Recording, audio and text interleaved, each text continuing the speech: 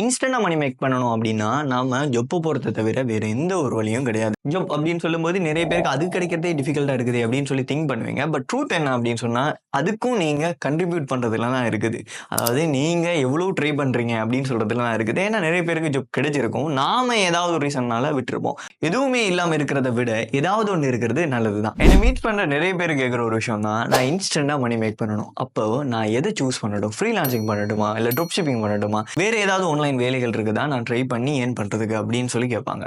But எல்லார்கிட்டயும் நான் சொல்ல ஒரு ஆன்சர் தான். உங்களுக்கு இன்ஸ்டன்ட்டா மணி மேக் பண்ணணும் அப்படின்னு சொன்னா, நீங்க ஜாப்புக்கு தான் போணும். அத தவிர வேற எந்த ஒரு ஆப்ஷனும் நல்ல ஆப்ஷன் கிடையாது.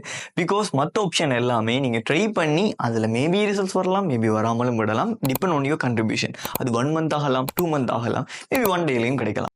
நீங்க ஃபைனான்ஷியலி ரொம்ப வீக்கா இருக்கீங்க. உங்களுக்கு இந்த டைம்ல மணி தான் தேவைப்படுது அப்படின்னு சொன்னா, ஃபர்ஸ்ட்டுக்கு ஜாப் சூஸ் பண்ணுங்க. அதுக்கப்புறமா சைடு ஹஸ்லுக்கு வேணா இந்த ஃப்ரீலான்சிங், இ-காமர்ஸ் அப்படி இருக்கக்கூடிய எந்த ஒரு சைடு ஹஸ்ல் வேணாலும் நீங்க ட்ரை பண்ணலாம். ஃபர்ஸ்ட்டுக்கு ஃபைனான்ஷியலி நீங்க உங்களுடைய வாழ்வாதாரத்த கவர் பண்ணிட்டு, அதுக்கப்புறமா பார்ட் டைமா இந்த விஷயங்கள்லாம் பண்ணலாம். அதுக்கப்புறமா இந்த பார்ட் டைம் இன்கம், அதாவது உங்களோட சைடு ஹஸ்ல் எப்போ உங்களோட ஃபுல் டைம் இன்கம பீட் பண்ணுதோ, அதுக்கப்புறமா நீங்க தாராளமா உங்களோட சைடு ஹஸ்ல ஃபுல் டைமா எடுத்து பண்ணலாம். இதுல மோரல் ஆஃப் த ஸ்டோரி என்ன அப்படின்னா, சம்திங் பெட்டர் தென் நத்திங்னு சொல்லுவாங்க. அதாவது ஏதாவது ஒரு விஷயம் பண்றது அப்படின்னு சொல்றது சும்மா இருக்கிறத விட நல்ல விஷயம் தான். ஸோ டெஃபினட்டா ஏதாவது ஒரு விஷயத்த ட்ரை பண்ணுங்க.